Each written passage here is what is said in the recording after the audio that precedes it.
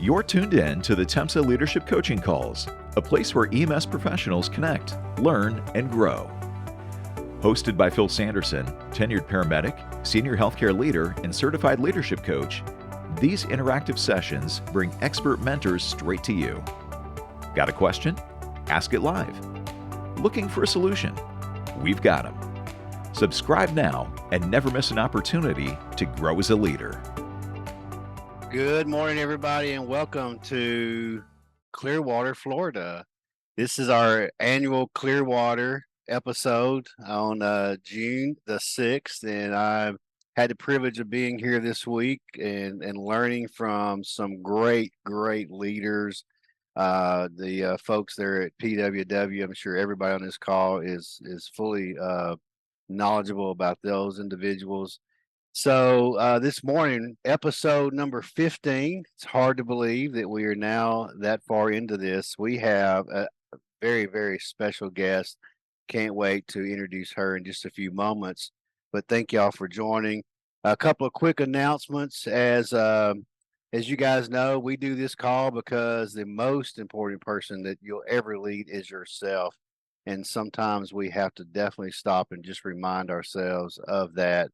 Subscribe to our podcast that is hosted by Eric Kloss. If you've never done that, please go to Apple, Spotify, or YouTube, where you can also subscribe to these calls that we do every first Friday of the month on YouTube. You can just search for Tennessee EMS Educators YouTube page. Subscribe. All of our recordings are on that page.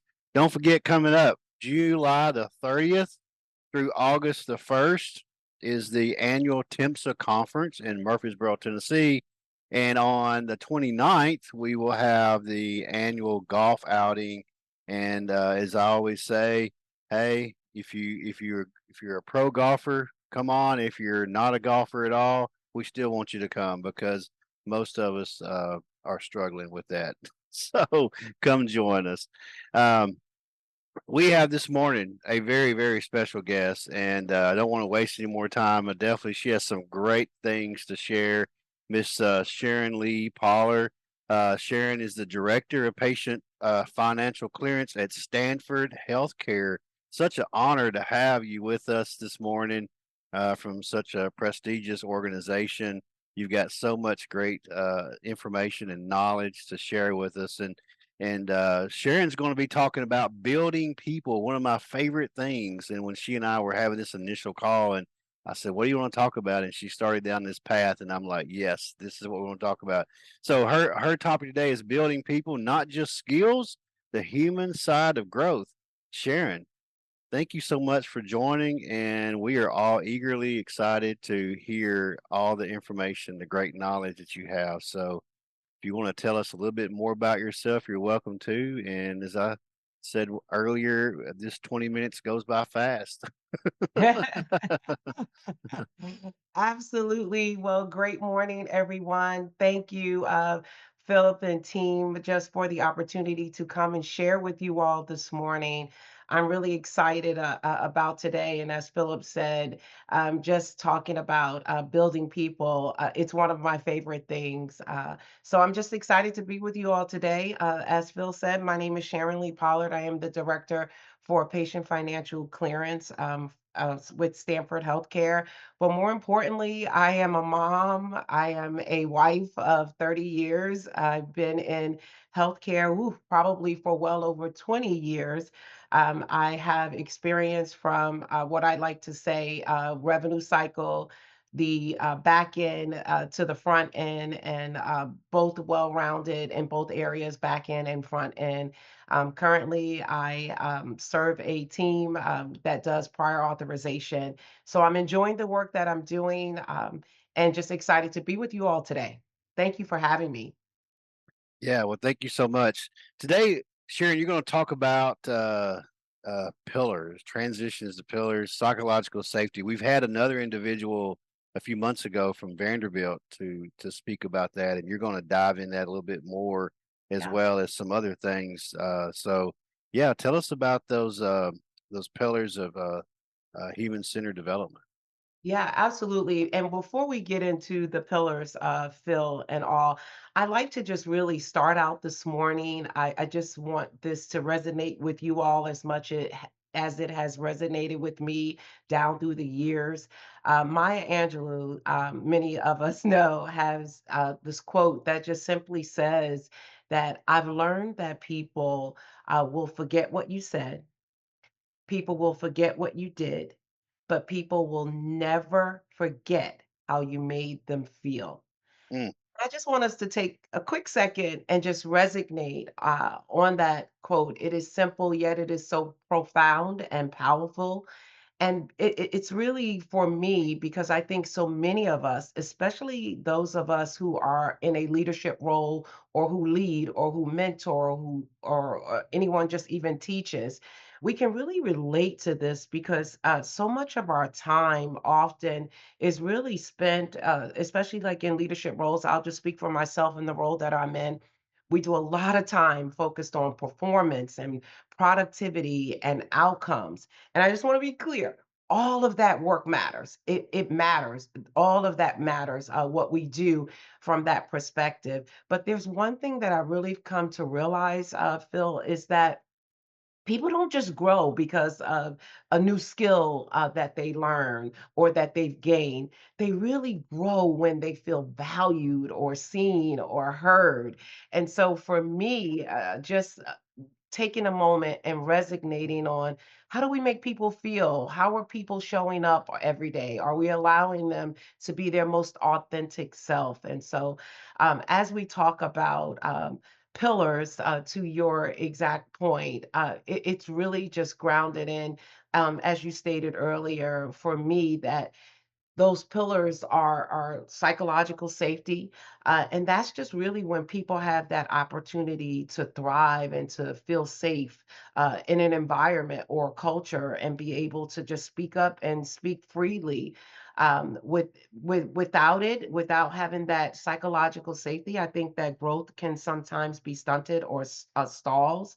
Another pillar for me would be just the sense of belonging. Just when folks feel like they belong or understanding their identity. And belonging, I want to be clear in this point, it's not just about inclusion. It's really like about the value for who they are or who you are. It gives people a reason, really want to stay with your team and to grow. So really for me, psychological safety, that sense of belonging and identity, and I don't want to forget about purpose. And I think we can all relate to that. When people understand the why, those three words, letters of why, when they understand the why that their work matters, why does it matter? I think they find better direction and energy and just like meaning. So those are just some pillars that I try to really, really stand on, every day.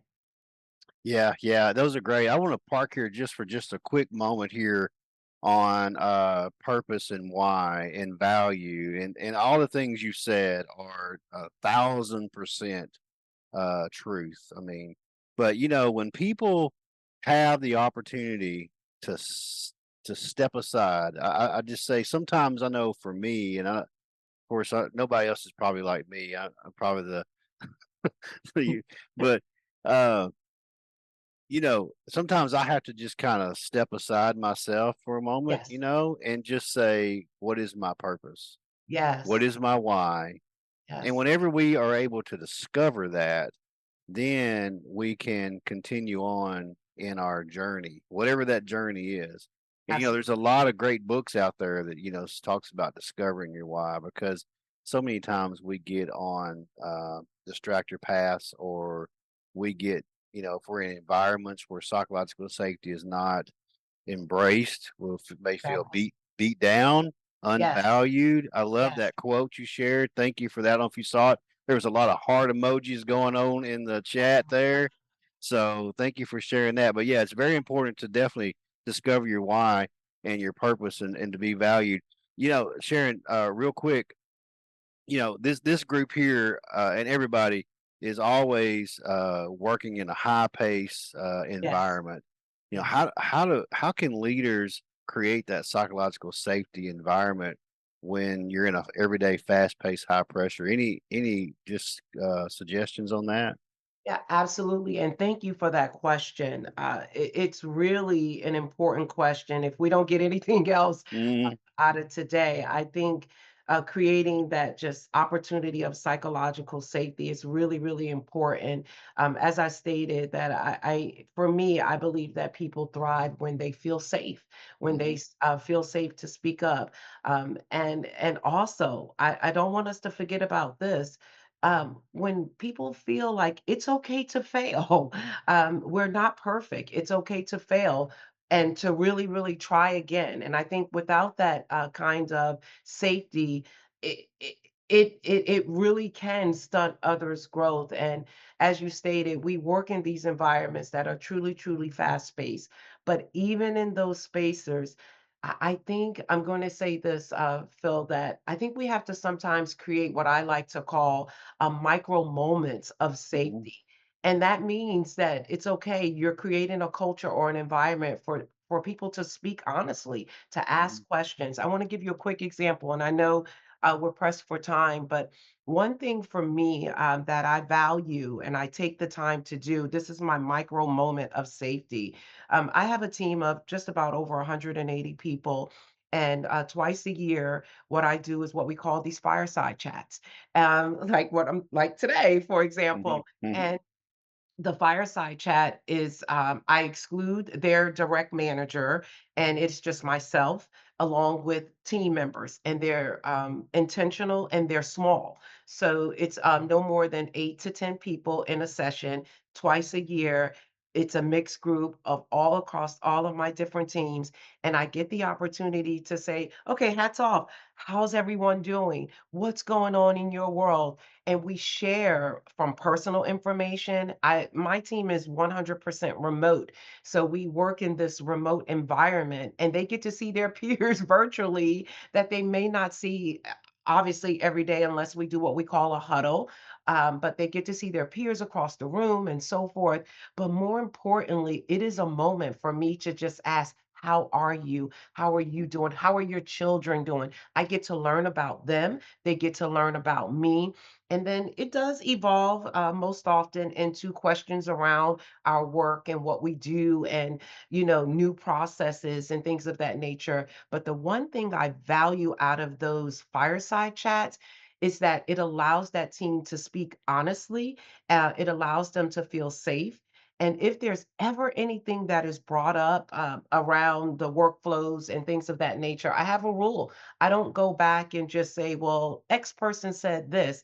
I approach it with my leaders from the standpoint of, hey, I learned today in my fireside chat that we're doing this workflow or that workflow, but and my managers all respect that, and we evolve out of that. And there are so many different things that come out of those fireside chats, but people feel heard, they feel seen, and they feel valued, and that their opinion counts. They just need a space to share. So those micro moments for me are everything when I have those. It's like 30 minutes with 8 to 10 people, but they get to share with me and I get to share with them. I love that. I'm just going to say right here, the people on this call, I encourage you to start that now. Fireside chats. Out of all the calls we've had, 15 episodes, they're all been great. This one, I love that. Love that, love that, love that, because that goes along with one of the things that I value the most is people. And if we're in leadership and we're not valuing people, then we're just running around crazy, and everybody around us is knowing we're crazy. One of my favorite quotes, yeah, one of my favorite quotes is, people will not give you their hand until they know your heart. Yeah, Absolutely. yeah. Love it. John Maxwell, one of the greatest Yes. leaders, that's out there. Tons of books and research and so forth. People will not give you their hand until they know your heart. And Yes. fireside chats can definitely make people feel value and heard, because there are so many bad leaders in this world who could Mm, care less about their people. yeah. And the old saying goes, it's very true. People do not leave organizations, they typically leave their leader. Yes, that's a research valued statement. absolutely. So thank you for sharing that.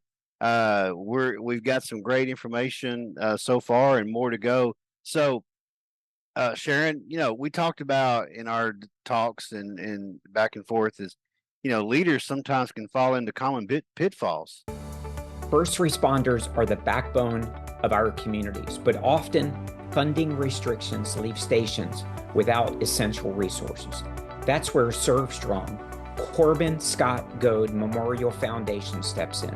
They understand that not every response is a rescue, which is why they focus on ensuring first responders are well rested, physically fit, mentally strong, and equipped with the resources and education they need to save lives. Serve Strong is dedicated to filling in the gaps for first responders, addressing needs that stations might not be able to cover. The foundation exists because of the compassion and professionalism of first responders, witnessed firsthand in the midst of tragic circumstances. If your department needs support, or if you want to support their mission, visit servestrong.us. That's servestrong.us. Serve Strong, Corbin Scott Goad Memorial Foundation. Because when we're strong, our communities are strong too.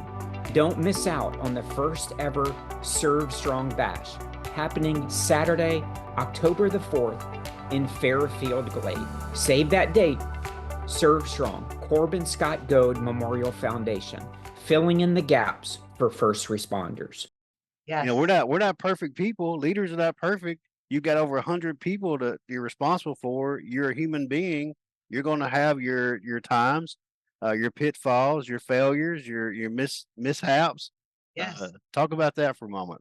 Yes, absolutely. And I love it, Phil, that you said those pitfalls because it's very true. As I stated earlier, and what you shared is that we work in a fast-paced environment, right? Mhm. And one of the things is that one of the pitfalls, and I strive to really be careful about this. Yes, in my world, I report out like on the metrics, basically, like what is our security, how far out are we, for the good of our patients and so forth. But yes, it is about the metrics. We understand that. But sometimes we just get so focused on the metrics that we can lose sight of what is the meaning behind what we're doing. And so again, the metrics matter.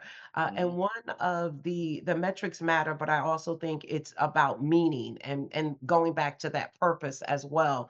And one of the things that I think we and I'll say myself too, you can't. For me, I don't just take leadership as a one size fits all approach. I think that is a common pitfall. Eh, some may differ from me, but my thought is just that I cannot assume that what worked for one person is going to work for another person. I think that we have different learning styles, we have different learning abilities from the perspective of, for me, sometimes I'm very visual. I get it when folks talk to me and we have these conversations, but sometimes that light bulb comes on for me when I'm like, oh, okay, I get it. I can visualize it. So I just think just understanding that what works for one person may not work for all. Yes, focus on your numbers, but understand the meaning behind what is occurring and the meaning for the work that the folks are doing for you every day. And sometimes don't just always confuse like development with the promotion because it's not just about a title. And I know we may or may not get there, but it's not just about the title. People develop in so many different ways, allowing them to show up authentically, allowing them to maybe be a SME or a subject matter expert that is right where they are. It's important for others. It's not just always about the title as well. Yeah, yeah. And one of the things that you mentioned in our discussions is one size fit all. I mean, so one size maybe doesn't always fit all. Yeah. Um, what are your thoughts on, not everybody's on a management track. Exactly. And yeah, I mean, there are people who really just their thing is I want to get up, I want to go do my job, I want to do a good job. But Exactly. other than that, I'm not on a management track. Um, how do you encourage or redefine growth for those team members that are not on a management track? Because you know, for me, I want everybody to be the best they can be, whatever that is. And what that looks like for me doesn't look like for everybody else. But I don't know about you, Sharon, but sometimes, I have to, like I said earlier, I have to step out of my own way Yeah. because I'm like, you got to be a leader. You got to do this. You got to achieve. You got to get on the Yeah. ladder and climb up. And they're like, I don't want to do that. You Yes. know. So Yes. how do we as leaders, keep this psychological safety, value others, you know, help them understand the meaning of metrics and not try to put them into a promotion because we just want them to be there. If they're not really on a management track. What are your thoughts on that? Yeah, great question. Because as you clearly just stated, the reality is not everyone wants to manage people. Mhm. That's just the reality, and that's okay. And I'll just go back to just they can be who they are. Like if they choose to say, "Hey, I like mentoring people," when that new person comes onto the team, for example, if they shine and wanting to show or allow a new person to shadow them and see the work that they do, it's not that they need to be their leader. They just want to they have the skill of mentoring. Um, and really also allowing people to like build like cross-functional skills, and just finding that purpose again right where they are. I think the key to all of this, and if folks are not on like a management track, the key is really just showing people that advancement, it's not only it's not just about a title. It's not the only form of growth if you have a VP title or a manager's title or a director's title, a SME, a mentor, allowing someone to shadow you, I think is really critical for us to understand that everyone does not want to lead. And I'll say this as a part of that. I think as leaders, this has been key for me that we have to shift our mindset sometime. We have to start asking different questions. What type of feedback are we providing? Are we providing feedback that builds people and not just necessarily always breaks them? I understand that there are times where we're going to have to give that coaching or that performance. I am not saying that we should not do that, but I think it's critical that we shift our focus at times, ask those different questions, provide feedback that builds and not breaks, and then just that transparency, allowing others really to see that it's okay. You do not have to be perfect. Yeah, yeah, I love that. And we talk about this a lot. You hit on it in our podcasts and our leadership classes that not everybody wants to lead people, but in some way everybody's a leader. And I actually heard a quote this week in this one of the sessions that I was in here at Clearwater. Um, John Quincy Adams said, if your actions inspire others to dream more, lead more, learn Mm. more, do more, and become more, you are a leader. Wow. So Yeah. somewhere in everybody's life that fits, Absolutely. but not everybody wants to lead people, as we already said. And what are maybe, and we're getting to the time for questions. If anybody in the audience here wants to ask Sharon questions, please go ahead and put those in the chat. But while we're waiting for that, Sharon, what is a question maybe that leaders don't ask enough of, or Mm. there's probably a lot. We could Yeah. probably think of a lot, but I certainly I could think of a few. I'm sure you could, but what comes to mind there that what is a question that we as leaders don't ask enough of? Yeah, I think that's a phenomenal question, and I pause. I just want to think about my journey and my growth, and there's someone who sticks out to me that's really help me to grow. And when I think back, for me, Phil, that was just a simple, profound question. but the question was, what do you need from me to grow? Uh, and I don't know how often we ask that of our teams or anyone that we lead or manage. I think that that question, asking, "What do you need from me to grow?" It's simple, yet it's powerful because for me, it shifts the focus from what are you working on, right? Like uh, if we know, like most often leaders, we have our one-on-ones, we have our performance improvements, or we have those connections with those who we lead. And we often, oh, what are you working on? Did you get this done today? How far are you with this? And again, all of that is important. But what do you need from me? Is there anything that I can help you with? What do you need from me to grow? So stepping aside, I love what you said earlier, Phil. Sometimes we have to step aside and just take a moment. I think it shows investment.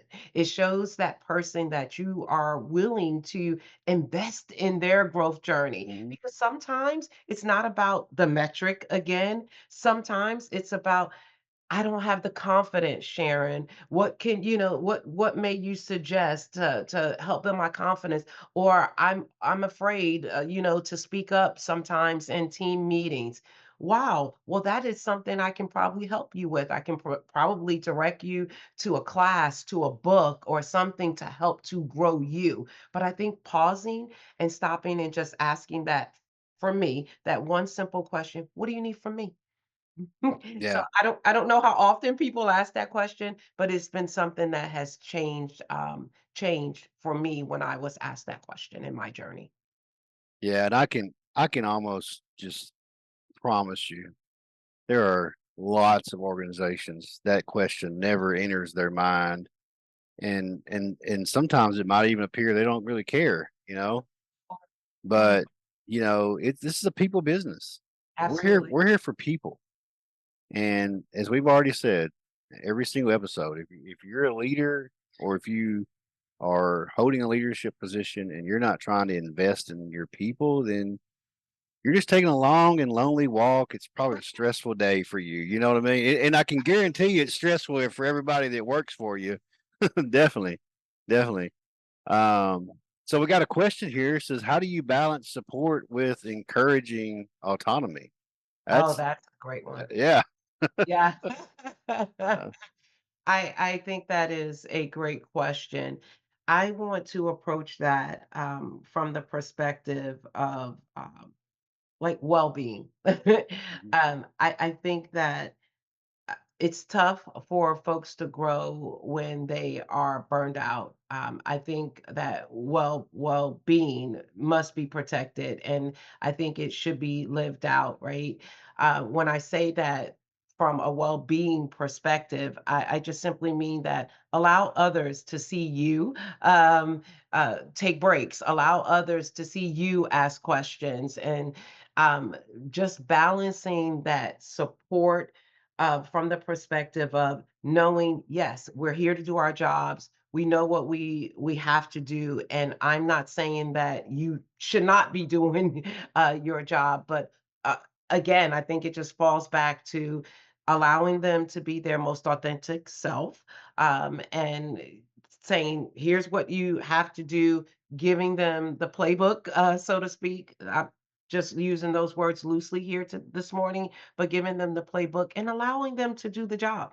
And again, we know as leaders if something's not being done, we know what we need to do from the perspective of any coaching and so forth. But I just think allowing folks to do what they do best, I'll say it like that. And that for me has just been everything. And then I just couple it with well being. yeah. Well, thank you so much. And thank you so much for that question. Um, we're getting down to the final 2 minutes here. And certainly if anybody has any more questions, we want to try to get those answered. But, you know, Sharon, if you had 30 seconds, which you've got more than 30 seconds to answer the question, but if you had 30 seconds to encourage someone to begin their growth journey today, what would you say? Uh, what kind of encouragement would you give them?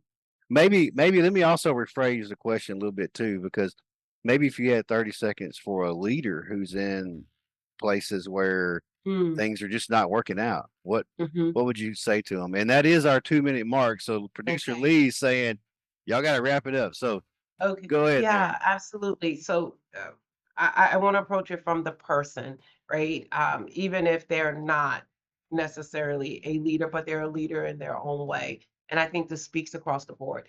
But I will just say that growth isn't about being perfect. Mm, It's mm. about being willing to learn, willing to ask for help, willing to try and try again. I don't think that you need a title or a spotlight, as you said, that we're all leaders in our own way. I believe that you just need one small step. And when you take that one small step, you have to know that you're worth it. You really do. You know that you are worth it.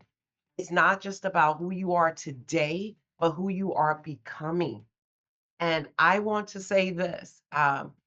Who you are becoming and who you were formed and fashioned to be. So I just encourage you to go and grow on today. I want people to know that you were created for this. It is within you. And so it's just not about being perfect, but just having a willing spirit, if I can say that. Oh gosh, this has been such a great call, Sharon. Thank you so much for your encouragement, your wisdom, sharing your knowledge. I can't even come close to recapping this, but hopefully everybody will go back and listen to it. But just some of the things that we talked about, value people. For those on this call, start today valuing people, especially if you're in a leadership role. Have those fireside talks. That's phenomenal. Encouraging people every single day. And, think about what your growth pattern is. Please subscribe to these podcasts, these YouTube mentoring calls. These are live. Remember, we do this call because the most important person it is to lead yourself. Next month, the first Friday of the month is July the 4th, our Independence Day. And guess what? We will have the call. Leadership does not stop. EMS does not stop. Healthcare does not stop. So we will have the call. It will also be recorded. We understand if you don't want to get up on your day off. But our very own TEMSA president, Miss Shannon Morphus, will be our guest that day. We look forward to having a conversation with her. So join us next month, July 4th. Don't forget the TEMSA conference coming up July the 29th through August 1st. That includes the golf outing as well. This has been a great experience, Sharon. Thank you so Thank much. you. Everybody have a blessed and wonderful weekend. Same. Thank you for having me. Thanks all.